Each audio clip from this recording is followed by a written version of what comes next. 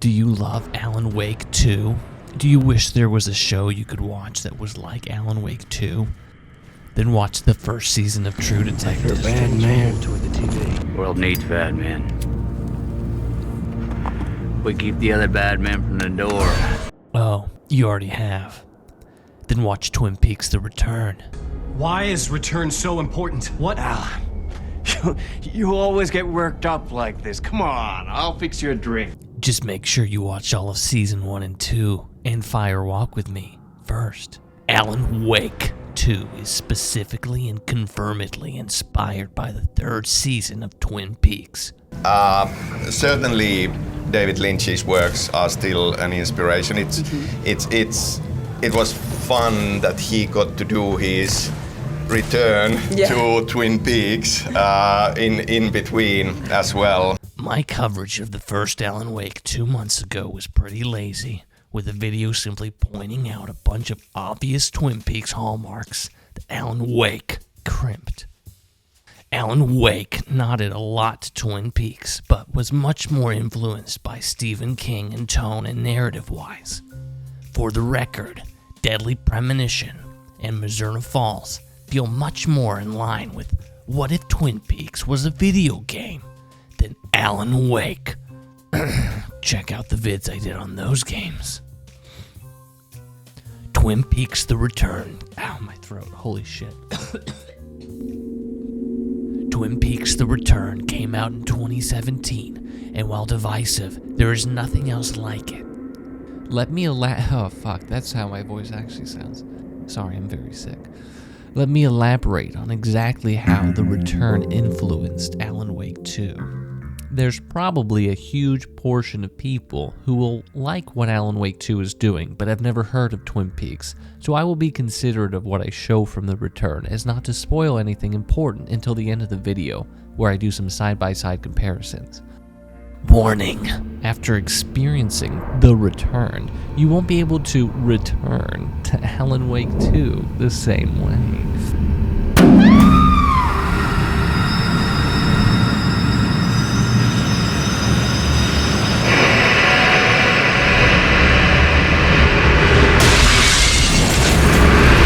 The most obvious ways The Return influence can be seen as well. Visually. This will be easy enough to show, so we'll save that for the spoiler section. First, I'd like to reference Sam Lake's comment on the development of Alan Wake 2, or more specifically, its multiple false starts. I think those who have played Control and have felt Remedy, the developer, grow in every aspect of game design since the first Alan Wake are thankful that the journey has taken this long. And this is yet another parallel to David Lynch and his journey to Twin Peaks: The Return. This is a hard thing to show without spoiling a combination of Twin Peaks and the rest of David Lynch's filmography, but in The Return, Lynch was able to harness all the magic and lessons from all his previous projects into one magnum opus. In the same way, Alan Wake 2 takes the original Alan Wake, and though in a more literal fashion, combines Remedy's interim games Quantum Break and Control to form Remedy's ultimate game. He couldn't figure out how to move forward with a sequel. Then The Return happened. The way in which Alan Wake 2 evokes The Return isn't necessarily in the way it's written, but in Sam Lake's approach to writing. His willingness to create a non-standard sequel and shift the tone. I thought it was odd that the marketing was referring to Alan Wake 2 as a survival horror game, unlike the first. I'd always considered Alan Wake at least partially a survival horror game. But once you start playing, it becomes clear this is a departure. The first Alan Wake can be scary, but never inspires dread. This also reflects the transformation we've seen in horror films from the time of Alan Wake to now its sequel. Horror, you fucking slut. Horror, as a genre, has gone through a renaissance. In the aughts, it was generally spat upon for its reliance on jump scares and jolting scores. Now with films like 2018 Luca Guadagnino directed Suspiria and the A24 darlings The Vivitch, Midsommar, and Hereditary, along with others like It Follows, art horror is leading the pack and is reaching new audiences.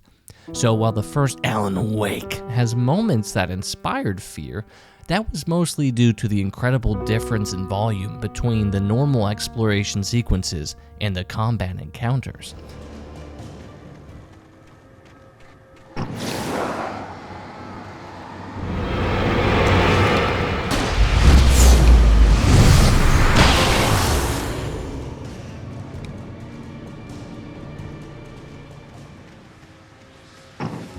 Replaying the remaster before 2 came out, I was struck by how brutally they ratchet up the soundtrack when an enemy pops out of the woods. Now with Alan Wake 2, they still use this trick, but now they pair it with a much more varied skill set. The borderline frustrating pace your character walks or even runs instills a sense of unease. Alan could in the first game outrun most enemies, but in this game, good luck with that. And a tighter focus on inventory management. In the first Alan Wake, you would occasionally find infinite ammo caches, at least for your basic pistol, but every bullet feels like it counts in 2. And I think the biggest improvement over the first is making the environment feel important. Take my gamer critic card away from me if you must, but this is where I compare Alan Wake 2 to Dark Souls. Not in difficulty, we'll get to that in the section of the video where I bitch about the flaws of Alan Wake 2. But in just how much attention to detail has been paid to the 3 core locales of Alan Wake 2. If you haven't played the first game in a while, you might still remember a few key places, but most of the game is trekking through dark, indistinct woods punctuated by some interesting set-piece locations. Their approach on 2 was all killer, no filler. On paper, the game should feel much smaller, but it's so dense in the mechanic where certain areas open up and change as you progress through the story, encourages multiple visits. And Jesus, are these levels some of the most beautifully crafted I've had the pleasure to slowly jog through. That was a long tangent. Let's return back to my original point.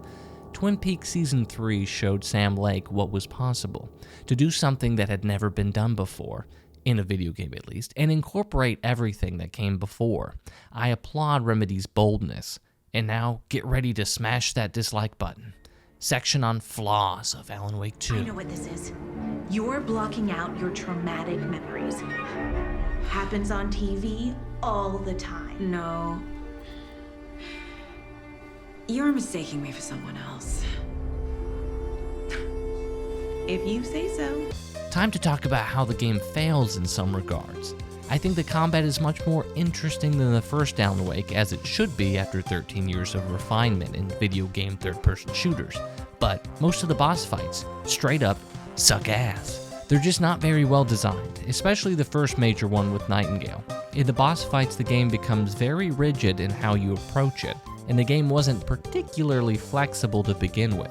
The environments are well detailed, but there are a lot of invisible walls, and places where a toddler could scale over that prove unvaultable by Saga and Alan. So combining confining levels with boss encounters that don't communicate how much health or how to defeat them aren't great. When the boss can kill you in one hit sometimes, and other times they behave as regular enemies do, it can feel arbitrary. And Nightingale especially, and a boss later on, are bullet sponges on the normal difficulty. Say what you will about the first Alan Wake, but in that game, I never wondered if I was playing the game correctly, except for the last boss, of course. The first Mr. Scratch fight can also go fuck itself. This might have been a bug with the game. I kept trying to access my flashbangs and Saga wouldn't equip them. I've read on some patch notes that part of the inventory was inaccessible for some players, and this might be the reason for my bad time. But alas, pretty much all of the bosses inspire dread in ways the designers, I don't think, intended. And that comes down to combining a very deliberate, slow combat system with boss fights that require you to navigate environments, heal, dodge, and switch weapons when you can't see most of your environment near your feet because of where the camera is situated. You can't heal because most of the healing items require you to slow or stop to use them. Dodging is pretty OP, but when you're trying to reload, the dodging can accidentally cancel the reload. And switching weapons with the quick access cross works well enough, but if you didn't think to set it up before the fight, then good luck trying to navigate the big inventory while dealing with the rest of the shit I just mentioned. So yeah, didn't love those boss fights. The rest of the combat encounters are much more conducive to the new methodical pace. The rest of the game consists of investigating the environment and piecing together the clues in Saga's mind place. Saga Anderson is the other protagonist, along with Alan Wake. After the amazing initial gameplay sequence with Nightingale that simultaneously introduces you to the basic controls and provides an intriguing hook, you then take control of Saga. She's an FBI agent that has been sent to Bright Falls to investigate a series of murders. She has a special ability to put clues on a corkboard wall in her mind place. Think Mind Palace from The Mentalist. By doing this and profiling the persons of interest, she comes up with connections that sometimes hint at an otherworldly knowing. You gather clues, pin them together, profile the suspects, and then further the investigation. Exploring the environment is the real treat in the game, though. The mind place is a cool concept, but Saga's deductions don't provide much that the player couldn't piece together themselves. Alan Wake's ability to change the environment through rewriting the story is also a very cool, if gimmicky, addition. That plus the use of his angel light to also change the level creates some interesting puzzles. I think it does push the medium forward and has some true moments of brilliance on its own. The musical segment is the most obvious sequence. That is something that it pulled off and didn't pull from anywhere else that I know of. The level design and density of Alan Wake 2 also need to be applauded. The puzzles for the various optional stashes and rhymes are hit or miss. There's some clever use of the surrounding environment and backtracking, but other times mind-numbing math puzzles. I swore after college I was done with algebra, damn it. A summary of the story so far, but other notes as well. So I guess if I had to summarize my review of Alan Wake 2, it would be it's a very good game. Maybe great, but for someone who is intimately familiar with the two biggest influences of its story, I don't think Alan Wake 2 does enough to create its own identity, which is a shame because it's clear that when it does venture on its own path, with the music section and the potential of interactive detective work, it shines. Alan Wake 2 uses a lot of the imagery, themes, and narrative elements from those two works, but to be honest, it doesn't know how to stop talking sometimes. This is exactly how I feel. For Alan Wake, I suppose it makes sense because he's a writer, and after 13 years in the Black Lodge, he's got a lot of words bottled up. I sink down to the bottom of this ocean. I catch them. Visions, echoes, big fish. Some are actual events, some are forgotten ideas. No, it's good. No, it will work. They're my inspiration, elements for my story to make it more true. Even the parts that are true. I must change reality to escape. The writing has to be just right, or else it'll all just wash away. It's a tall ask, I know, but I wish Alan Wake 2 would have embraced the abstract and absurd instead of having so many damn words. Real boondoggle. Textbook boondoggle. Boondoggle.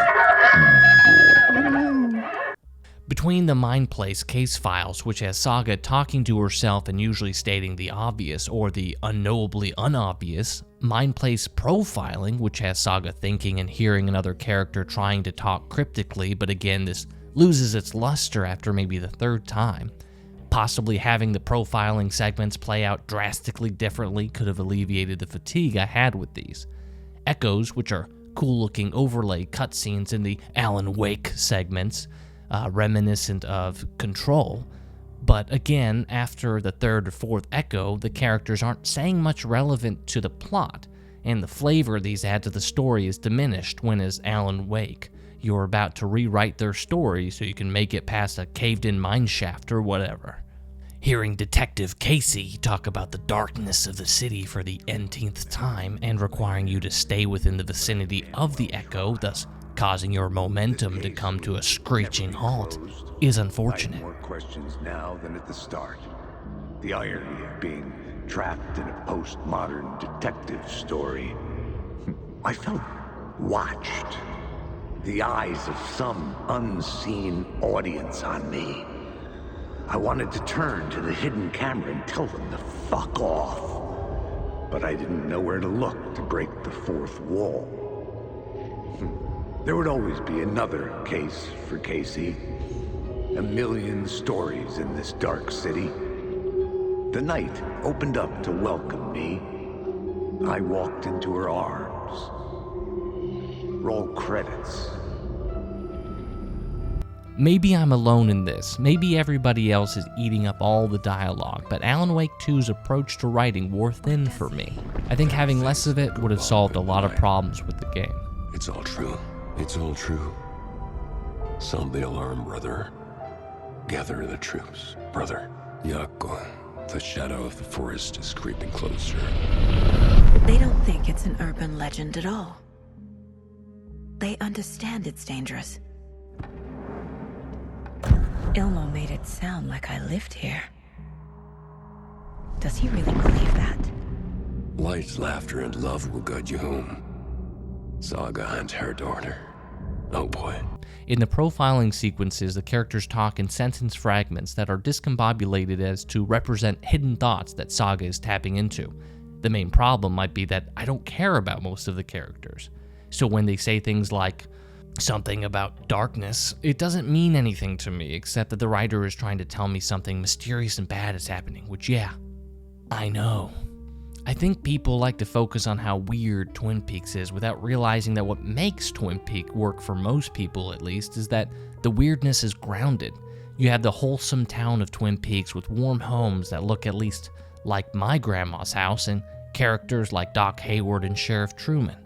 I don't feel like Alan Wake 2 grounds itself enough. What Alan Wake 2 does well, it's a vast improvement on the first Alan Wake in almost every way. The gameplay, level design, tone, and storytelling show that during the last 13 years, Wake spent in the lodge, Remedy, the developer, has matured and have not been stuck in a loop. Or maybe they have. The combat is much more deliberate than Control, which fits the structure of this supernatural detective third-person shooter survival horror game better. The performances of the main cast are tremendous. The musical sequence, destined to make its way into Video Game Hall of Fame for sheer audacity. Alan Wake 2 still has some bugs to iron out. Nothing game-breaking, unless you're going for that platinum trophy, thanks Coffee World commercial. This is the third time I've requested something be done about the TV in my room. It keeps going on by itself. Actually, they did just solve this when I recorded this. But I did have to reload previous saves a few times because certain events didn't trigger. I thought I had missed something and scoured every foot of the building I was in, then realized it wasn't me that was stupid. A rare occurrence. I have critiques of Alan Wake 2, but I can still recognize it is a great game. It's more ambitious than most games and as a result stumbles in a few areas. Pretty easy fixes though. Half the health on the bosses, half the script to give the player room to dream in lieu of characters spouting pseudo-cryptic sentence fragments, and double the amount of unique sequences that only a video game can achieve, like the musical sequence. Okay, now for the spoiler section where I show some side-by-side comparisons of the obvious Twin Peaks mirroring. Anybody ever showed this to you before?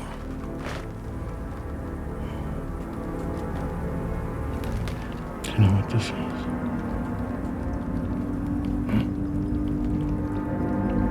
Did you ever see anything like this?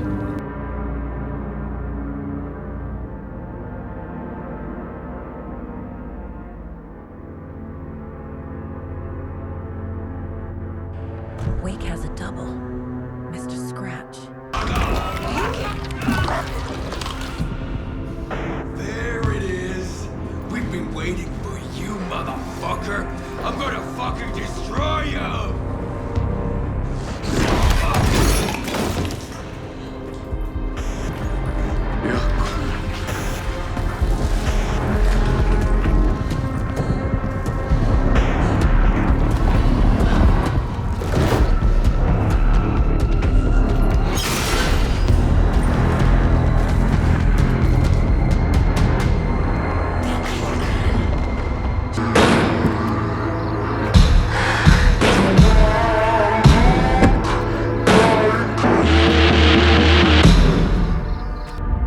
Don't wake up the dreamer if your life is a dream. And then lives inside the dream. I told her I understood. And then she said,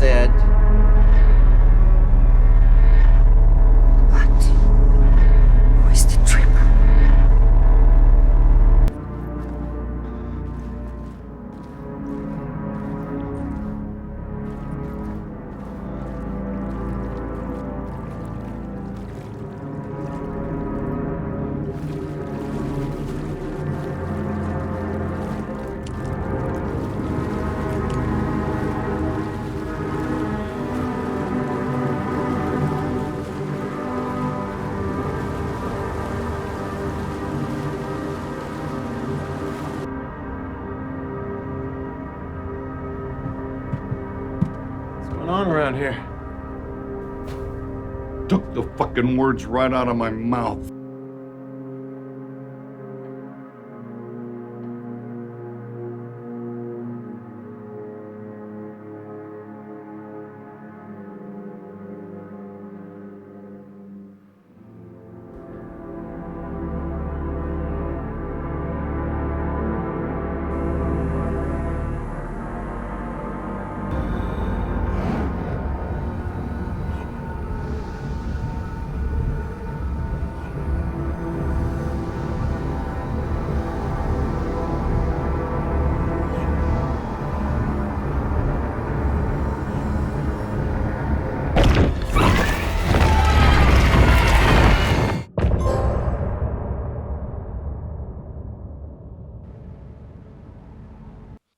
It's like Twin Peaks The Return gave Sam Lake the license to do what he really wanted to. It showed him that he wasn't caged in by the boundaries that he thought he was. It opened, let's say, a door in his mind place. Jesus Christ.